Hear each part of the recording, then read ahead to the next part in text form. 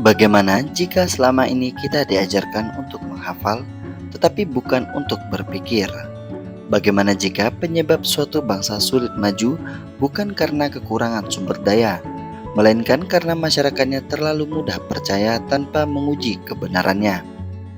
Lebih dari 80 tahun yang lalu, seorang tokoh revolusioner Indonesia menulis sebuah buku yang tidak mengajarkan cara mengangkat senjata, tetapi mengajarkan sesuatu yang jauh lebih kuat, yaitu cara menggunakan akal. Tokoh itu adalah Tan Malaka. Bukunya berjudul Madilog, singkatan dari materialisme, dialektika, dan logika. Bagi sebagian orang, buku ini terasa berat. Bahkan banyak yang menyerah membacanya di beberapa bab pertama. Namun di balik bahasanya yang kompleks, tersimpan satu gagasan besar yang masih relevan hingga hari ini. Di era media sosial, kecerdasan buatan, banjir informasi, hoax, teori konspirasi, dan perang opini, mungkin justru sekaranglah saat yang paling tepat untuk memahami Madilog. Karena Tan Malaka tidak sedang mengajarkan apa yang harus kita pikirkan. Ia mengajarkan bagaimana cara berpikir. Dan perbedaan keduanya sangat besar. Mari kita mulai dari satu pertanyaan sederhana. Mengapa manusia begitu mudah percaya? Setiap hari kita menerima ratusan informasi. Ada yang datang dari televisi, ada yang datang dari YouTube, ada yang datang dari TikTok, ada yang datang dari grup WhatsApp, bahkan ada yang datang dari orang yang kita hormati. Namun, beberapa banyak dari informasi itu yang benar-benar kita uji. Sebagian besar langsung kita percayai, sebagian lagi langsung kita sebarkan. Tanpa sadar, kita menjadi bagian dari rantai penyebaran informasi yang belum tentu benar. Tan Malaka melihat gejala seperti ini jauh sebelum internet ditemukan. Menurutnya, manusia seringkali tidak menggunakan logika, tetapi menggunakan kebiasaan. Bukan menggunakan bukti, melainkan menggunakan perasaan. Bukan mencari fakta, melainkan mencari pembenaran. Karena itulah ia merasa Indonesia membutuhkan revolusi cara berpikir. Untuk memahami mengapa ia menulis Madilog, kita harus melihat perjalanan hidupnya. Tan Malaka lahir di Sumatera Barat pada tahun 1897. Sejak kecil ia dikenal cerdas. Ia memperoleh kesempatan belajar hingga ke Belanda.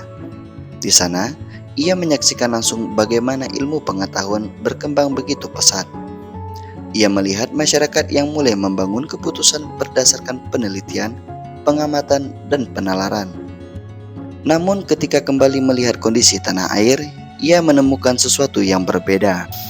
Banyak keputusan masih didasarkan pada mitos, tahayul, dogma, dan kebiasaan turun-temurun yang tidak pernah dipertanyakan. Bagi Tan Malaka, keadaan seperti itu membuat bangsa sulit untuk berkembang. Karena jika seseorang tidak terbiasa bertanya, mengapa, maka ia akan mudah dikendalikan oleh siapapun, baik penjajah maupun pemimpin yang tidak bertanggung jawab. Disinilah letak kekuatan Madilog. Buku ini bukan sekedar buku filsafat. Ia adalah ajakan untuk membangun kebiasaan berpikir kritis. Tan Malaka percaya bahwa bangsa yang merdeka tidak cukup hanya bebas dari penjajah. Bangsa itu juga harus bebas dari cara berpikir yang malas. Menurutnya, kemerdekaan politik tanpa kemerdekaan berpikir hanya akan melahirkan bentuk penjajahan yang baru. Kalimat ini terasa sangat relevan hari ini, karena sekarang penjajahan tidak selalu datang dengan senjata. Kadang datang melalui informasi, melalui algoritma, melalui propaganda, melalui konten yang sengaja dibuat agar orang berhenti untuk berpikir. Coba bayangkan situasi berikut. Seseorang melihat sebuah video berdurasi 30 detik. Judulnya provokatif, isinya membuat orang marah. Tanpa memeriksa sumbernya, ia langsung membagikan video itu kepada ratusan orang. Dalam hitungan jam, ribuan orang mempercayainya. Beberapa hari kemudian terbukti bahwa video itu dipotong sehingga maknanya berubah. Fenomena seperti ini hampir setiap hari. Tan Malaka mungkin akan mengatakan bahwa masalah utamanya bukan teknologinya. Masalah utamanya adalah cara berpikir manusianya. Teknologi hanyalah alat. Yang menentukan hasil akhirnya adalah kualitas logika orang yang menggunakannya. Madilog mengajarkan bahwa sebelum menerima sebuah informasi, kita harus bertanya, apa buktinya? Apakah sumbernya dapat dipercaya? Apakah ada penjelasan lain? Apakah saya sedang mencari kebenaran atau hanya mencari informasi yang sesuai dengan pendapat saya saja? Pertanyaan-pertanyaan sederhana seperti inilah yang membentuk masyarakat lebih dewasa. Namun perlu dipahami, Madilog bukan berarti semua hal harus dipandang secara sempit atau mengabaikan nilai-nilai kehidupan. Buku ini lebih merupakan metode berpikir, mengutamakan pengamatan, penalaran, dan pengujian sebelum menarik kesimpulan. Dengan demikian, seseorang tidak mudah terbawa emosi atau ikut menyebarkan informasi yang belum terbukti. Itulah mengapa banyak pembaca melihat Madilog sebagai ajakan untuk membangun budaya berpikir yang lebih disiplin. Dan jika kita melihat kondisi dunia saat ini, pesan tersebut terasa semakin relevan. Setiap hari muncul berita baru, setiap hari muncul klaim baru, setiap hari muncul orang yang mengaku paling benar. Di tengah derasnya arus informasi itu, kemampuan berpikir kritis menjadi salah satu keterampilan terpenting. Dan inilah inti pembuka dari perjalanan kita memahami Madilog. Pernahkah Anda mendengarkan seseorang berkata, "Pokoknya saya yakin." Lalu ketika ditanya alasannya, jawabannya hanya, "Katanya sih begitu." Kalimat sederhana seperti ini mungkin terdengar sepele. Namun menurut Tan Malaka justru dari sinilah banyak kesalahan berpikir bermula. Seseorang menerima sebuah informasi, ia tidak memeriksa bukti, ia tidak mencari sumber, ia tidak membandingkan dengan fakta, tetapi ia sudah yakin bahwa informasi itu benar. Tan Malaka menganggap kebiasaan seperti ini sangat berbahaya bagi perkembangan sebuah bangsa, karena masyarakat yang mudah percaya akan lebih mudah dipengaruhi, lebih mudah diadu domba, lebih mudah dimanipulasi, dan lebih sulit untuk menemukan kebenaran. Inilah alasan mengapa pembahasan pertama dalam Madilog dimulai dengan materialisme. Namun sebelum kita melangkah lebih jauh, ada satu kesalahpahaman yang harus diluruskan. Banyak orang mengira materialisme berarti mencintai uang, mengejar harta, atau hidup serba mewah. Padahal bukan itu yang dimaksud oleh Tan Malaka. Dalam Madilog, materialisme adalah cara memahami kenyataan berdasarkan fakta yang didapat, diamati, diuji, dan dipelajari, bukan semata-mata berdasarkan dugaan, kebiasaan, atau keinginan. Artinya, sebelum menyimpulkan sesuatu, kita harus melihat kenyataan terlebih dahulu. Bayangkan, seorang dokter, ketika pasien datang dengan demam, dokter yang baik tidak langsung menebak penyakitnya. Ia memeriksa suhu tubuh, mendengarkan keluhan, bahkan melakukan pemeriksaan lebih dahulu. Baru setelah bukti terkumpul, ia membuat diagnosis. Inilah pola pikir yang dihargai Tan Malaka. Keputusan dibuat setelah fakta dikumpulkan, bukan sebaliknya. Sekarang bandingkan dengan kehidupan sehari-hari. Di media sosial sering muncul judul seperti, "Makanan ini pasti menyebabkan penyakit. Minuman ini bisa menyembuhkan semua penyakit. Teknologi baru ini akan menghancurkan dunia." Banyak orang langsung percaya hanya karena judulnya menarik. Padahal belum tentu isinya beritanya benar. Belum tentu juga ada penelitian yang mendukungnya. Belum tentu sumbernya dapat dipercaya. Tan Malaka mengingatkan bahwa manusia memiliki kecenderungan untuk mempercayai hal-hal yang sesuai dengan keyakinannya.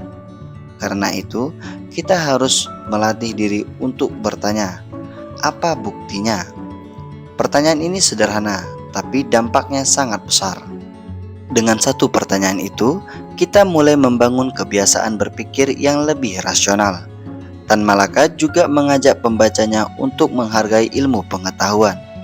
Menurutnya, ilmu berkembang karena manusia mau mengamati kenyataan, melakukan percocokan, dan bersedia mengubah pendapat jika bukti baru menunjukkan hal yang berbeda. Lihatlah perkembangan dunia. Dulu manusia percaya bahwa banyak penyakit disebabkan oleh kutukan atau roh jahat. Namun, setelah penelitian berkembang, manusia menemukan adanya bakteri, virus, dan berbagai penyebab penyakit biologis lainnya. Perubahan itu terjadi bukan karena orang sekedar berdebat, tetapi karena mereka mengumpulkan bukti. Dari sinilah lahir kemajuan ilmu pengetahuan. Tan Malaka melihat metode seperti ini sebagai fondasi penting bagi masyarakat modern. Bukan berarti semua jawaban sudah diketahui. Justru sebaliknya, ilmu pengetahuan terus berkembang karena manusia mau mengakui bahwa dirinya bisa saja salah. Sikap seperti inilah yang seringkali sulit dilakukan. Kita lebih suka mempertahankan pendapat daripada memperbaikinya. Padahal, mengubah pendapat setelah melihat bukti bukanlah kelemahan. Itu adalah tanda kedewasaan berpikir. Sekarang mari kita lihat contoh lain. Bayangkan ada dua pelatih silat. Pelatih pertama berkata, "Cara latihan saya paling hebat karena sudah dipakai sejak dulu." Pelatih kedua berkata, "Mari kita lihat hasil latihan para atlet, evaluasi teknik, daya tahan, kecepatan, dan prestasi mereka. Jika ada metode yang lebih baik, kita pelajari." Menurut semangat Madilog, pendekatan kedua lebih dekat dengan cara berpikir ilmiah. Bukan karena tradisi tidak penting, melainkan karena setiap metode perlu diuji melalui kenyataan. Jika hasilnya baik, pertahankan. Jika ada yang lebih efektif, jangan takut untuk belajar. Cara berpikir seperti ini membuat seseorang terus berkembang. Tan Malaka juga mengingatkan bahwa manusia seringkali terjebak pada kesan pertama. Kita melihat seseorang berpakaian rapi, lalu menganggapnya pasti jujur. Kita melihat seseorang berbicara lantang, lalu menganggapnya pasti benar. Padahal kenyataan tidak selalu demikian. Penampilan bukan bukti, popularitas bukan bukti, jumlah pengikut di media sosial juga bukan bukti bahwa seseorang selalu benar. Yang harus dinilai adalah fakta, data, dan konsistensi. Pesan ini terasa sangat relevan pada zaman sekarang. Kita hidup di era ketika informasi menyebar lebih cepat daripada proses memeriksa kebenarannya. Karena itu, kemampuan berpikir kritis menjadi semakin penting. Namun Tan Malaka tidak berhenti pada materialisme. Baginya, melihat fakta saja belum cukup.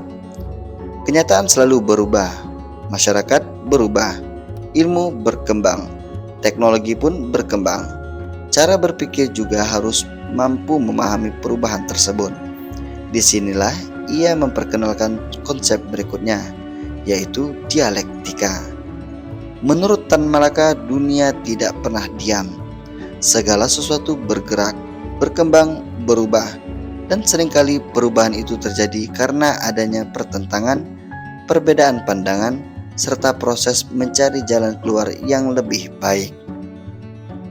Pernahkah Anda merasa dunia berubah jauh lebih cepat daripada kemampuan manusia untuk memahaminya? Dulu, surat membutuhkan waktu berhari-hari bahkan berminggu-minggu untuk sampai pada penerimanya. Hari ini, pesan dapat dikirim dalam hitungan detik ke belahan dunia manapun. Dulu, mencari jawaban berarti pergi ke perpustakaan dan membaca puluhan buku. Hari ini, jutaan informasi dapat ditemukan hanya dengan satu sentuhan di layar ponsel. Teknologi berubah, ekonomi berubah, cara bekerja berubah, bahkan cara manusia berkomunikasi juga berubah. Namun ada satu pertanyaan penting. Apakah cara berpikir kita ikut berkembang atau justru masih terjebak dalam pola lama? Inilah salah satu alasan mengapa Tan Malaka memasukkan dialektika sebagai bagian penting dalam Madilog. Menurutnya, kehidupan tidak pernah diam. Segala sesuatu mengalami perubahan. Yang lahir akan tumbuh, yang tumbuh akan berubah, yang tidak mampu menyesuaikan diri akan tertinggal. Karena itu, seseorang tidak boleh memahami dunia sebagai sesuatu yang statis. Ia harus melihat hubungan sebab akibat, proses dan perubahan yang terus berlangsung. Bayangkan sebuah pohon. Kita sering melihat hasil akhirnya, batang yang besar, daun yang rindang, dan buah yang lebat. Namun pohon itu tidak muncul begitu saja. Ia berawal dari sebuah biji kecil, kemudian tumbuh menjadi tunas, menghadapi hujan, panas, angin, bahkan ancaman hama. Setiap tahap membentuk pohon tersebut menjadi lebih kuat. Bagi Tan Malaka, masyarakat juga seperti itu. Perubahan besar tidak terjadi dalam satu malam. Ia merupakan hasil dari proses panjang yang saling mempengaruhi. Karena itu, ketika melihat sesuatu peristiwa, jangan hanya melihat hasil akhirnya. Lihat juga proses yang melahirkannya. Misalnya, ketika sebuah negara mengalami kemajuan ekonomi, sebagian orang hanya melihat gedung-gedung tinggi dan jalan raya yang megah. Namun cara berpikir dialektis akan bertanya, mengapa negara itu bisa maju? Bagaimana sistem pendidikannya? Bagaimana kualitas sumber daya manusianya? Bagaimana kebijakan pemerintahnya? Bagaimana budaya masyarakat terhadap ilmu pengetahuan dan kerja keras? Pertanyaan-pertanyaan seperti inilah yang membawa seseorang memahami akar persoalan, bukan hanya permukaannya saja. Sekarang mari kita lihat contoh yang lebih dekat. Bayangkan seseorang atlet bela diri. Pada hari pertama latihan, kemampuannya biasa saja. Ia kalah saat sparring, fisiknya cepat lelah. Tekniknya belum rapi. Jika hanya melihat hari pertama, mungkin banyak orang akan berkata, dia tidak berbakat. Tetapi seorang pelatih yang berpikir dialektis tidak berhenti pada satu momen. Ia melihat proses. Ia tahu bahwa latihan yang disiplin akan mengubah kemampuan atlet sedikit demi sedikit. Kekalahan akan menjadi pelajaran. Kesalahan akan menjadi bahan evaluasi. Latihan yang konsisten melahirkan peningkatan. Akhirnya atlet yang dulu sering kalah bisa menjadi juara. Perubahan itu tidak terjadi secara ajaib. Ia lahir dari proses. Inilah salah satu inti dialektika. Tan Malaka ingin melihat kehidupan sebagai rangkaian sebab dan akibat yang terus bergerak, bukan sekedar potongan-potongan peristiwa yang berdiri sendiri. Konsep ini juga sangat penting di era media sosial. Seringkali kita melihat seseorang yang sukses, mobil mewah, rumah besar, jutaan pengikut, lalu kita berkata, dia beruntung. Padahal kita tidak melihat puluhan tahun kerja kerasnya. Di balik pencapaian itu, kita hanya melihat hasil akhirnya. Dialektika mengajarkan kita untuk melihat keseluruhan perjalanan, bukan hanya ujungnya saja. Begitu pula ketika menghadapi kegagalan. Banyak orang menyerah setelah satu kali gagal. Padahal kegagalan bukan akhir dari proses. Ia adalah bagian dari proses. Dalam sejarah ilmu pengetahuan, banyak penemuan besar lahir setelah ratusan bahkan ribuan kegagalan percobaan. Dalam olahraga, juara dunia pernah merasakan kekalahan. Dalam bisnis, banyak perusahaan besar pernah berada di ambang kebangkrutan. Perubahan itu selalu membutuhkan waktu. Namun ada satu hal yang menarik. Tan Malaka melihat bahwa perbedaan pendapat bukan selalu sesuatu yang harus ditakuti. Justru melalui perbedaan pandangan, manusia dapat menemukan pemahaman yang lebih baik. Tentu, perbedaan itu harus disampaikan dengan argumentasi dan bukti, bukan dengan kebencian atau kekerasan. Disinilah pentingnya berdiskusi, bukan untuk mencari siapa yang paling keras suaranya, tetapi untuk mencari mana yang paling mendekati kebenaran. Pesan ini sangat relevan saat ini. Kita lihat media sosial sering berubah menjadi arena saling menyerang. Orang lebih sibuk memenangkan perdebatan daripada memahami lawan bicara. Padahal Tan Malaka mengajak kita melakukan hal sebaliknya. Gunakan perbedaan sebagai kesempatan untuk belajar, bukan sebagai alasan untuk bermusuhan.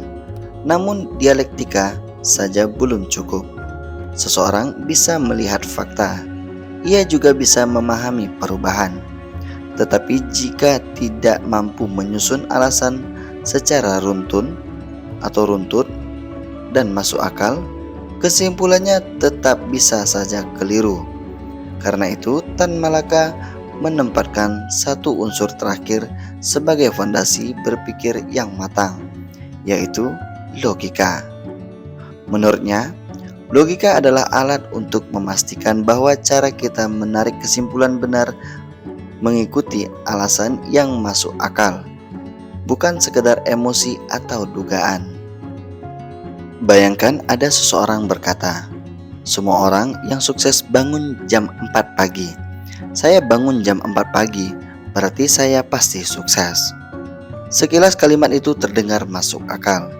Tetapi jika dipikir lebih dalam, ada yang keliru. Banyak orang sukses memang bangun pagi. Namun, tidak semua orang yang bangun pagi otomatis menjadi sukses. Kesimpulannya melompat terlalu jauh. Inilah contoh sederhana mengapa logika itu penting. Dan bagi Tan Malaka, logika adalah alat untuk mencegah manusia tertipu oleh cara berpikir yang salah. Dalam Madilog, logika bukan sekedar pelajaran sekolah yang penuh istilah rumit. Logika adalah kemampuan untuk menyusun pikiran secara runtut sehingga kesimpulannya benar-benar mengikuti bukti dan alasan yang ada. Tanpa logika, fakta bisa disalahgunakan. Tanpa logika, emosi mudah menguasai keputusan. Tanpa logika, seseorang bisa percaya pada hal yang tampak meyakinkan padahal sebenarnya keliru. Coba perhatikan kehidupan sehari-hari. Ada berita yang mengatakan harga cabai naik setelah hujan turun. Lalu seseorang menyimpulkan, berarti hujan menyebabkan harga cabai naik. Padahal belum tentu. Bisa saja ada faktor lain. Contohnya, distribusi terganggu, panen berkurang, atau biaya transportasi meningkat. Logika mengajarkan kita untuk tidak terburu-buru menghubungkan dua peristiwa hanya karena terjadi bersamaan. Tan Malaka sangat menekankan kebiasaan bertanya, apa hubungan, sebab, dan akibatnya? Apakah ada bukti yang cukup? Apakah kesimpulan itu benar-benar mengikuti fakta? Pertanyaan-pertanyaan seperti ini mungkin terdengar sederhana, namun justru disinilah letak kekuatan berpikir kritis. Sekarang bayangkan dunia digital saat ini. Sebuah video pendek muncul dengan judul besar, "Rahasia yang disembunyikan pemerintah." Musiknya tegang, gambarnya dramatis, narator berbicara dengan penuh keyakinan. Banyak orang langsung percaya karena penyampaiannya meyakinkan. Padahal keyakinan pembicara bukan bukti bahwa isi videonya benar. Disinilah logika bekerja. Kita harus memisahkan antara gaya bicara dan kebenaran isi. Seseorang bisa berbicara sangat percaya diri tetapi tetap salah. Sebaliknya, seseorang bisa berbicara sederhana namun didukung data yang kuat. Tan Malaka ingin masyarakat mampu membedakan keduanya. Ia khawatir manusia lebih mudah terpesona oleh kata-kata daripada memeriksa kenyataan. Dan kekhawatiran itu terasa sangat relevan pada zaman sekarang. Ada satu kebiasaan lain yang sering dikritik dalam semangat Madilog, mengambil kesimpulan berdasarkan satu contoh saja. Misalnya, seseorang berkata, "Saya kenal satu orang kaya yang tidak sekolah tinggi, berarti sekolah tidak penting." Logika akan bertanya, apakah satu contoh cukup untuk mewakili jutaan orang? Tentu tidak. Satu pengalaman pribadi belum tentu menggambarkan kenyataan secara umum. Karena itu, keputusan yang baik memerlukan gambaran yang lebih luas. Dalam dunia olahraga pun sama. Seorang atlet mungkin menang sekali dengan cara tertentu. Tetapi pelatih yang baik tidak langsung menyimpulkan bahwa cara itu selalu berhasil. Ia perlu melihat pertandingan lainnya, kondisi lawan, kesiapan fisik, dan banyak faktor lainnya. Logika membantu kita melihat pola secara lebih hati-hati. Menariknya, Tan Malaka tidak menganggap logika sebagai lawan emosi. Manusia tetap memiliki perasaan, harapan, dan keyakinan. Namun ketika harus mengambil keputusan penting, logika perlu menjadi penuntun agar emosi tidak membawa kita pada kesimpulan yang keliru. Bayangkan seseorang pemimpin yang sedang marah. Jika semua keputusan diambil hanya berdasarkan kemarahan, akibatnya bisa merugikan banyak orang. Tetapi, jika ia berhenti sejenak, memeriksa fakta, mendengarkan berbagai pendapat, lalu mempertimbangkan akibatnya, keputusan yang dihasilkan biasanya lebih bijaksana. Inilah fungsi logika dalam kehidupan nyata. Bukan untuk membuat manusia menjadi dingin tanpa perasaan, melainkan untuk membantu manusia berpikir jernih sebelum bertindak. Sekarang, mari kita hubungkan dengan kecerdasan buatan atau AI. Hari ini, teknologi mampu membuat gambar, suara, bahkan video yang tampak sangat nyata. Tidak semua yang terlihat di layar benar-benar terjadi. Karena itu, kemampuan berpikir logis menjadi semakin penting. Kita harus bertanya, dari mana sumbernya? Apakah ada bukti pendukung? Apakah informasi ini sudah diverifikasi oleh pihak lain? Tanpa logika, manusia bisa menjadi korban manipulasi digital. Tan Malaka tentu tidak pernah membayangkan adanya AI modern. Namun prinsip yang ia tekankan tetap sama. Jangan mudah percaya sebelum memeriksa alasan dan buktinya. Inilah sebabnya banyak orang menganggap Madilog sangat relevan untuk abad ke-21. Bukan karena semua isinya harus diterima mentah-mentah, melainkan karena ia melatih kebiasaan berpikir yang lebih hati-hati dan bertanggung jawab. Jika kita rangkum sampai di sini, maka 3 unsur Madilog saling melengkapi. Materialisme mengajarkan kita melihat fakta. Dialektika mengajarkan kita memahami perubahan dan hubungan sebab akibat. Logika mengajarkan kita menyusun kesimpulan secara benar. Ketiganya bukan berdiri sendiri. Mereka bekerja sama seperti 3 bagian dari satu alat berpikir. Namun, pertanyaan berikutnya jauh lebih menarik. Jika seseorang sudah memahami fakta, perubahan, dan logika, bagaimana cara menerapkannya dalam kehidupan sehari-hari? Bagaimana Tan Malaka sendiri menggunakan pola pikir ketika menghadapi perjuangan, pengasingan, dan tekanan politik yang sangat berat? Setelah kita membahas perjalanan panjang Madilog, kita sampai pada satu pertanyaan penting. Apakah yang sebenarnya ingin diwariskan Tan Malaka kepada bangsa Indonesia? Apakah ia ingin semua orang menjadi filsuf? Apakah ia ingin semua orang berpikir sama seperti dirinya? Jawabannya tidak. Yang ingin diwariskan Tan Malaka bukanlah sebuah kumpulan jawaban, melainkan sebuah cara mencari jawaban. Ia mengajak manusia untuk tidak mudah percaya sebelum memeriksa fakta. Ia mengajak manusia untuk memahami bahwa dunia selalu berubah sehingga cara berpikir juga harus berkembang. Dan ia ingin mengajak manusia menggunakan logika agar setiap kesimpulan memiliki dasar yang kuat. Disinilah letak kekuatan Madilog. Buku ini bukan hanya berbicara tentang Indonesia pada masa penjajahan. Ia berbicara tentang sifat manusia yang tetap sama hingga hari ini. Manusia masih mudah dipengaruhi, masih mudah terpancing emosi, masih sering menyebarkan informasi tanpa memeriksa kebenarannya. Dan di era digital, semua itu terjadi jauh lebih cepat daripada zaman Tan Malaka. Jika dahulu propaganda disebarkan melalui pidato atau surat kabar, sekarang propaganda dapat menyebar ke jutaan orang hanya dalam hitungan menit. Jika dahulu kebohongan membutuhkan waktu berhari-hari untuk menyebar, sekarang cukup dengan satu unggahan. Karena itulah, pesan Madilog justru terasa semakin relevan. Namun, penting juga untuk memahami bahwa tidak semua gagasan Tan Malaka harus diterima tanpa kritik. Sebagaimana tokoh besar lainnya, pemikirannya dapat dipelajari, diuji, diperdebatkan, dan dibandingkan dengan pandangan lain. Semangat Madilog sendiri justru mendorong pembaca untuk berpikir kritis, termasuk terhadap isi Madilog itu sendiri.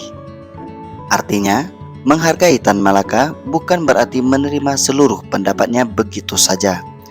Sebaliknya, menghargai semangat Madilog berarti berani bertanya, mencari bukti, dan terus belajar. Di tengah dunia yang penuh kebisingan informasi, kemajuan berpikir jernih menjadi salah satu aset paling berharga. Bangsa yang maju bukan hanya memiliki teknologi yang canggih, bukan hanya memiliki kekayaan alam, tetapi juga memiliki masyarakat yang mampu membedakan fakta dari opini, ilmu dari dugaan, dan kebenaran dari propaganda. Mungkin inilah pelajaran terbesar yang bisa kita ambil dari Tan Malaka. Kemerdekaan tidak berhenti ketika penjajah pergi. Kemerdekaan sejati juga berarti membebaskan pikiran dari kemalasan, prasangka, dan kebiasaan menerima sesuatu tanpa berpikir. Tan Malaka telah memberikan satu warisan intelektual yang berharga. Apakah kita akan menggunakannya atau tidak, sepenuhnya menjadi pilihan kita. Terima kasih telah menyaksikan video ini sampai selesai. Jika Anda merasa pembahasan ini bermanfaat, silakan bagikan kepada teman, keluarga, atau siapapun yang ingin memahami salah satu karya pemikiran paling berpengaruh dalam sejarah Indonesia. Tuliskan pendapat Anda di kolom komentar. Dan menurut Anda, apakah cara berpikir masyarakat saat ini sudah semakin kritis atau justru semakin mudah dipengaruhi oleh informasi yang belum tentu benar? Sampai jumpa pada pembahasan sejarah dan pemikiran tokoh Indonesia berikutnya. Teruslah belajar, teruslah berpikir, dan jangan pernah berhenti mencari kebenaran berdasarkan ilmu, fakta, dan akal sehat.